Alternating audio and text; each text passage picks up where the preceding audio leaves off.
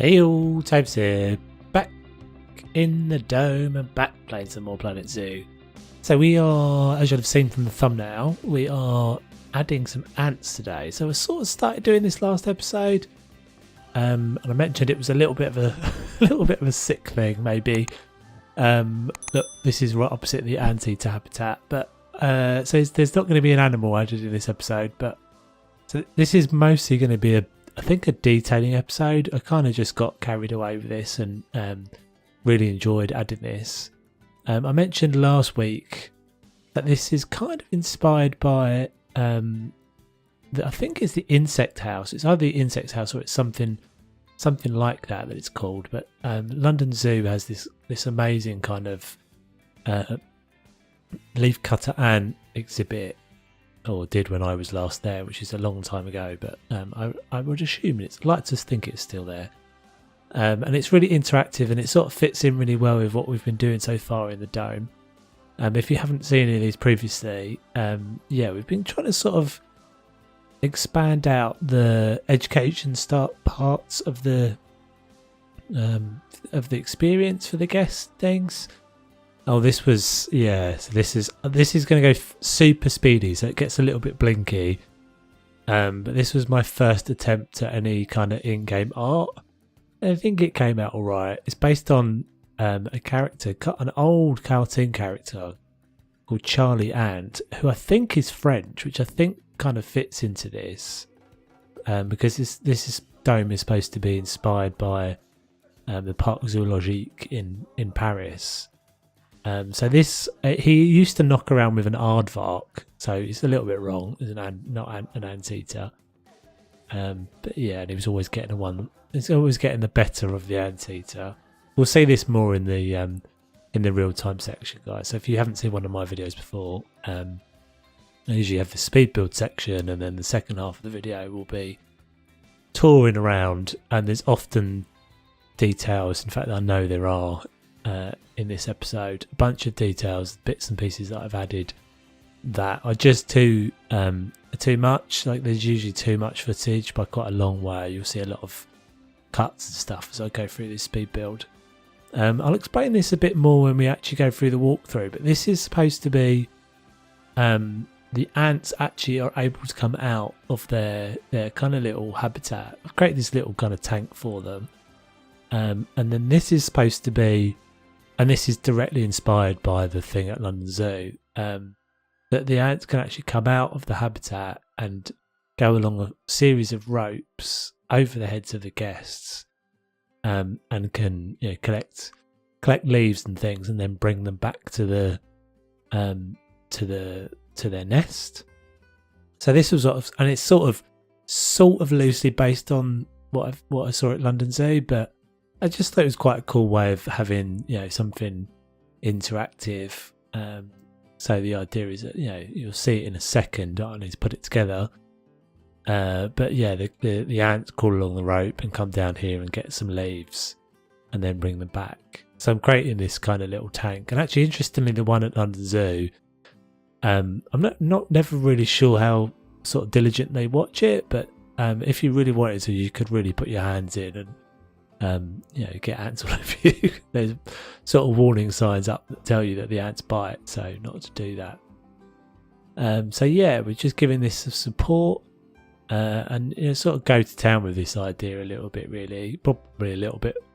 Quite a large area ends up getting dedicated to these ants, but I thought it was quite fun. And it's not really a space that I can use for a habitat, so there's a second one going in here, so you'll see we're kind of going a little bit further with this.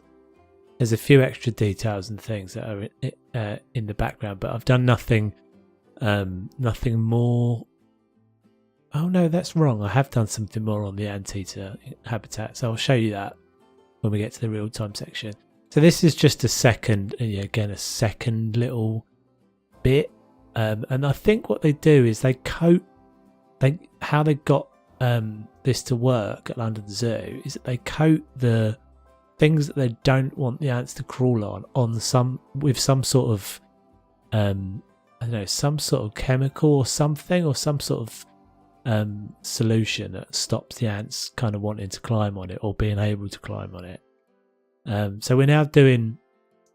I played around with this idea a few times, and it took me a while to get this right. But trying to create this kind of knotted, really thick rope structure. So I'm using you'll see there, I'm using the coil sections from the rope, and I'm then spinning it round and kind of twiddling it. And then you'll see that quite a few times I don't quite get it where I want it, but I think it comes out all right in the end. So yeah, once you kind of get enough of a thing that's a pattern. So this is one of the ways that the ants are getting from this one tank on the right to the tank on the left. And you'll see that I put a big piece of watermelon in the tank on the left. So the idea is that the ants crawl along, get the watermelon, and then we'll get some sugar or whatever and bring it back across this. So yeah, just thought, and you'll see it again. You'll see it with guests walking underneath it. Obviously, the guests won't interact with it and things, which is obviously a shame. But there's not a lot I can do about that. So this at this stage needs a bit of work. So get some fiddling around with, and then it obviously needs some support and stuff. You'll see that again in a second. So then we're kind of adding in the actual kind of education bits, because obviously this is about giving people information. And there's a door on the right. There is a door into the actual what is supposed to be the ant habitat, which I think we did most of that in the last episode. So yeah, giving this some lighting, putting some detail on these boards. I do think these sorts of things, for me anyway, make a real difference to making a zoo look kind of realistic, because you do see a lot of information. I think it's partly because they just want to sometimes just kind of want to fill the space and make it not look like it's kind of empty and cavernous.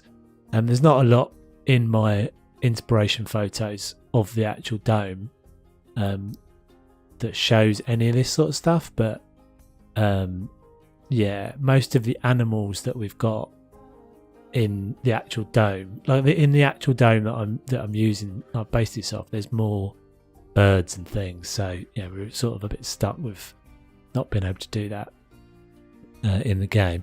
This is a weird little thing.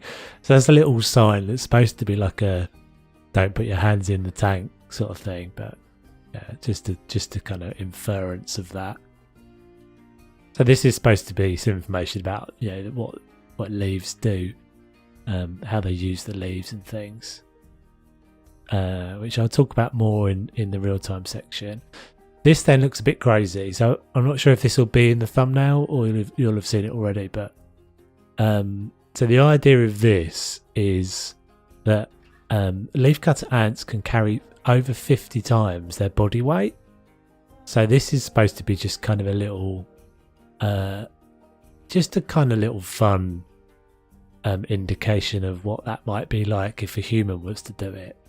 So you'll see at the end there'll be some signs up saying, can you lift 50 times your body weight? And obviously the idea is just that it's a gesture that a car weighs, or this car weighs that.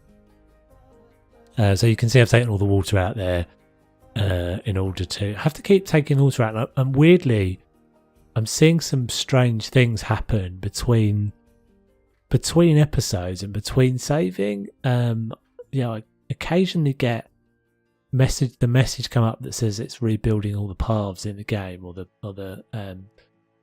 whatever it's called, the path thing. I think the game is recalculating it all, and it seems like after that happens, either that or that Frontier are making some changes. But quite a few times I've had little weird things change in terms of how the keepers can access areas, or that the animals can access areas. So that's a bit frustrating and sort of slows me down a bit. But if you've seen any of these previous episodes, I'm very much enjoying just really focusing on getting the detailing. I think this has definitely been a good move for me, just to not worry about like getting a whole zoo built as such. I mean, I may well expand on this after I've done this dome, but doing these really kind of detail intense things, I think, is really much more my preference than the broad stroke stuff that I was doing before, in order to try and cover all the animals and get a zoo built. I think it just gets a bit overwhelming to do that, but also your FPS suffers and all that sort of thing. Your frame rate suffers. So more education, more education. Just adding some different pieces and things in to get a little bit of colour variance in that. If you haven't done this before in your zoos, then there's like 2 or 3 pieces that are really, really invaluable. I'm using the gutter pieces here, and that's the most awkward one to use. Is the sort of spout piece, but actually just the gutters themselves make quite good, just sort of look like lines of text. So we are now creating, it's supposed to be almost like a bit of an infographic. I think it's supposed to just be sort of saying about how they use the trees and things and the value of the trees to the animals. But we are coming very quickly to the end of the speed build, guys. So I will see you, as always, in a moment for the real-time section. We'll do a good old tour and look at all the details that I've missed. Alright, catch you in a second, guys.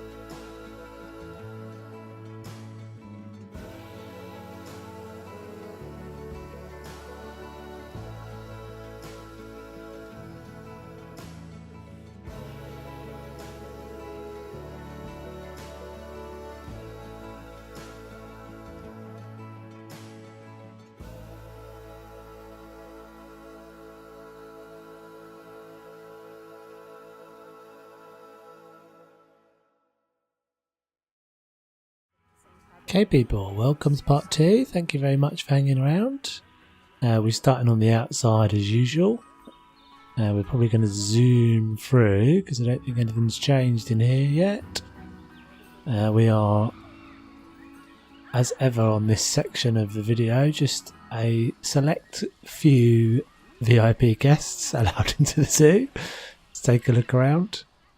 So I've done a few little extra bits of details. I've added a few of these little security cameras in, and some of these little staff-only signs. Our tapirs quite happily still in their habitat from last episode, or from a couple of episodes ago. The bubba's there. Hopefully we can catch him in with the anteaters. I have added a second anteater in. Well, I've not noticed that before, but my keepers do a funny thing there where they go down. I think I slightly dropped that small animal exhibit into the ground, so that's why they go down into that. So yeah, heading round through the bit we did in the last episode. So all this new education section. Yeah, again, I did one of the security signs, one of the little staff only things.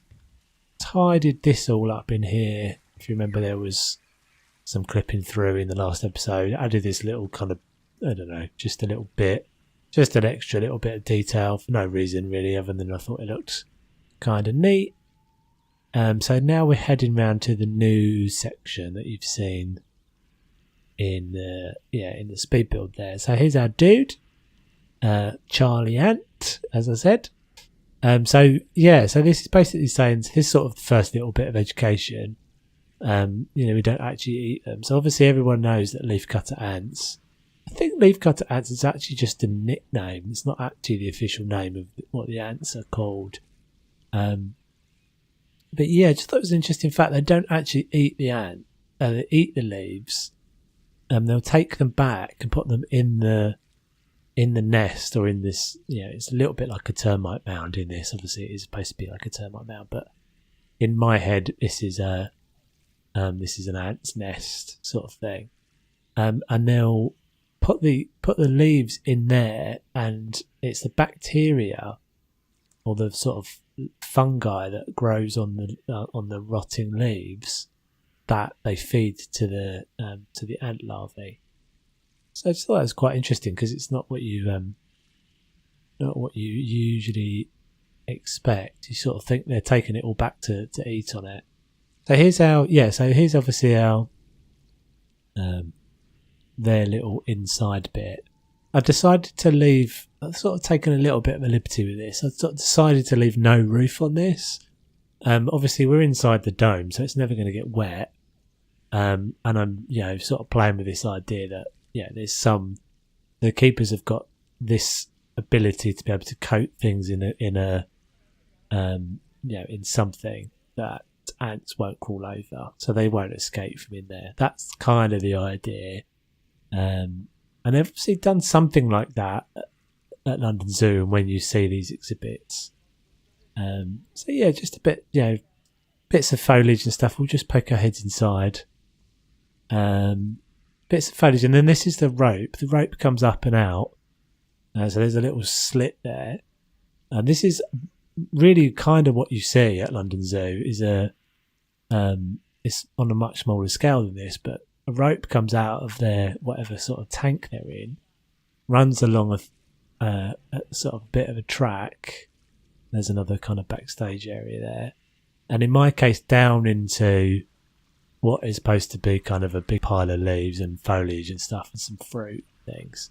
There is our rope bridge, and again that's like suspended on a wire up there, and then it's got this support here, and then there's another box here. So in my head this is like really cool kind of interactive thing. You'd be able to kind of walk along and have ants crawling over the top of you of this archway and down into this tank. And so you'd see leaves coming along this, and you'd see lots of ants in theory running backwards and forwards.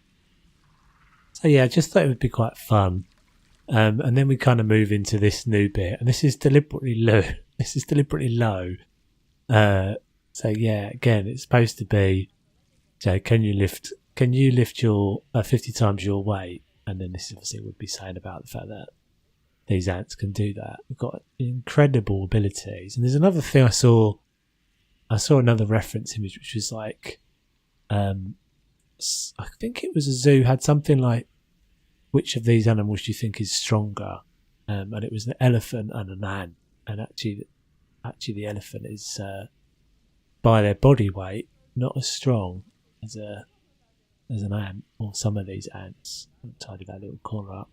But little bit of stuff and things, bit of information. Not really sure what these are telling you, but just little bits of details and stuff, which I just really love. I mean, I'm not.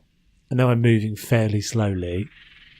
Sometimes I feel like I'm moving really slowly. Like you can see how far we've done in this episode, but yeah.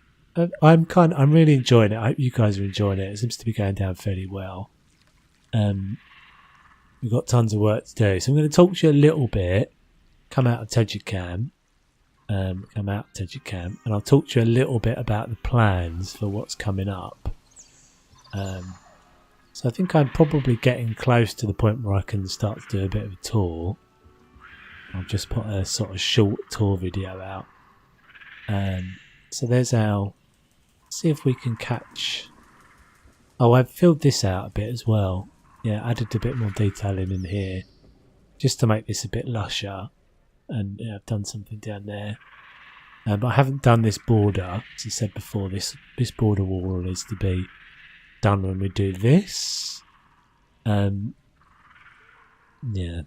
I was trying to catch the baby tapir running in and out of the anteaters, but he doesn't seem to want to do it today.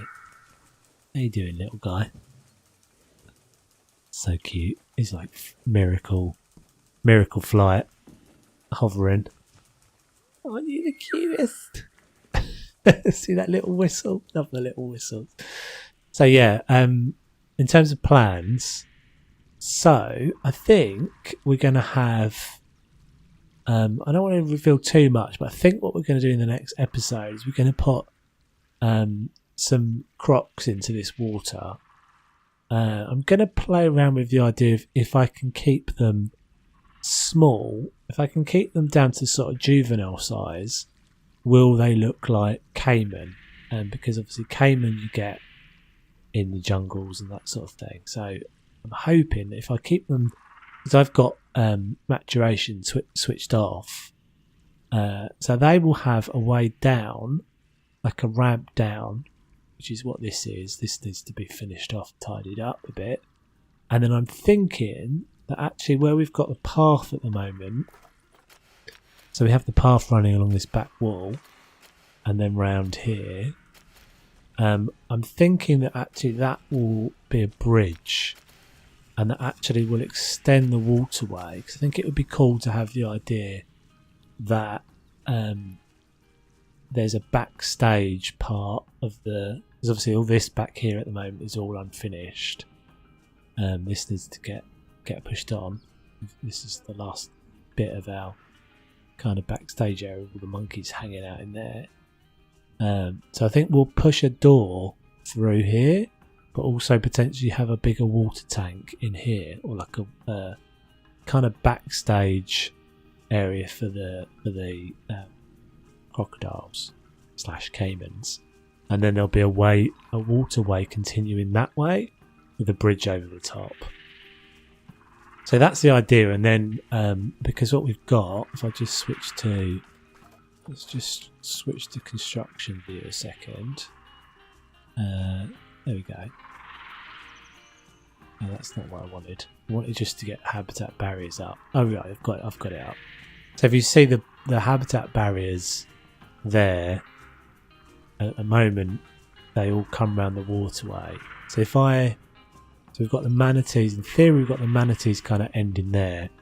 And I'm going to put another fence across here and then give this whole section to caimans or crocs.